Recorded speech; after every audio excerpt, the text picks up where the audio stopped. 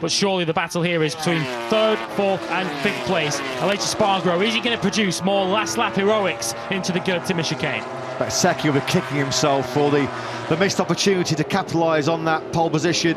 He dropped behind Bagnaia and Binder right at the start of yesterday's sprint, was able to quickly work his way through on the pair of them, but this time around missing that launch off the line, then just spending a little bit too long behind Brad Binder, as that cost him his hopes. We're on the last lap then, and Pecco Bagnaia has an advantage of 1 second to defend here between himself and more glory in the Netherlands. Here comes Aleix Espargaro.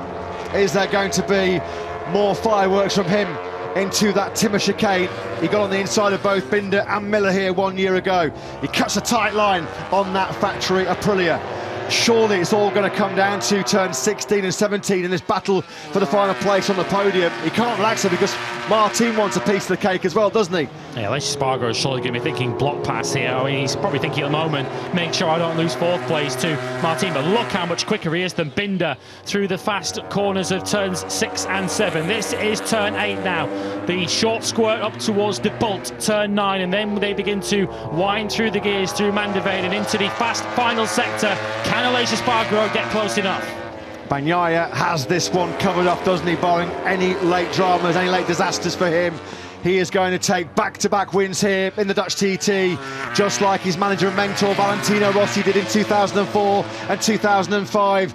Binder's had a fantastic 2nd and 3rd sector. It looks like he has done enough. He's kept enough in the tank here to hold off Aleix Espargaro, who may well lose 4th place here. But into the Timmer chicane they come. There's no late drama here from Aleix Espargaro. In the Dutch TT in 2023, it's Pecco Bagnaia who takes the victory. Brilliant performance by the reigning world champion. The fireworks erupt on the main grandstand and at the Timmer chicane. Bagnaia wins it from Marco Bezzecchi. Brad Binder somehow does hold on for 3rd place. Brilliant job by him. Aleix Espargaro, 4th place. He took it by a whisker. 9,000th of a second clear of Jorge Martin, who takes 5th place. Big day, big moment of the championship then for Pecco Bagnaia. He does get revenge on Marco Bezzecchi. They embrace here at the end of 26 very tough, mentally and physically demanding laps here in Assen. And going into our 5-week summer break, it's a 35-point lead for world champion Pecco Bagnaia.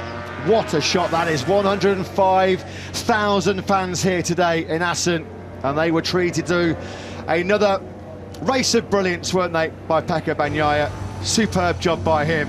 1.2 seconds he was ahead of Marco Bezzecchi. 1:33.837 on that last lap by Bagnaia made sure that there was no chance for Bezzecchi to come through.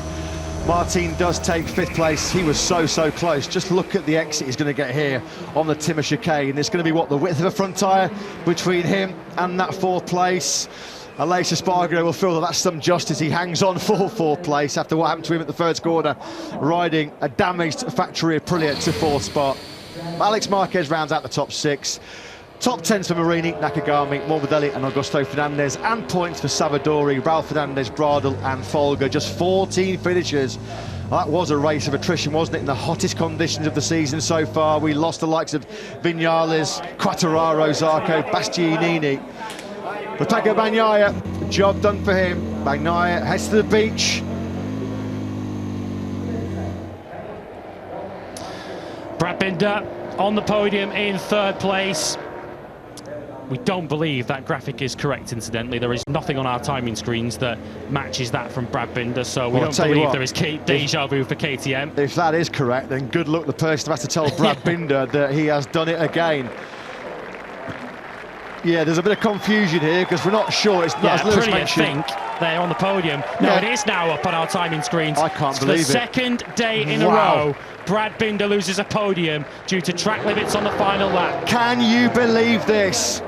Brad Binder, another bombshell for the South African, because for the 2nd time in 24 hours, Brad Binder has had a podium snatched away post-race after the checkered flag, just like he did yesterday, celebrating 3rd place at the end of the Tissot sprint, celebrating 3rd place at the end of the Grand Prix, and lightning is going to strike twice.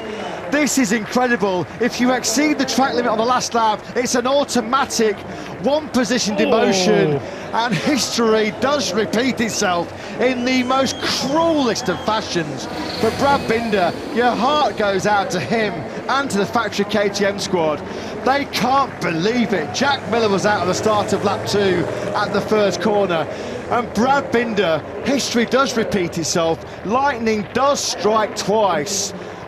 I'm gobsmacked. I cannot believe what I've witnessed. For the second time then, in 2 days,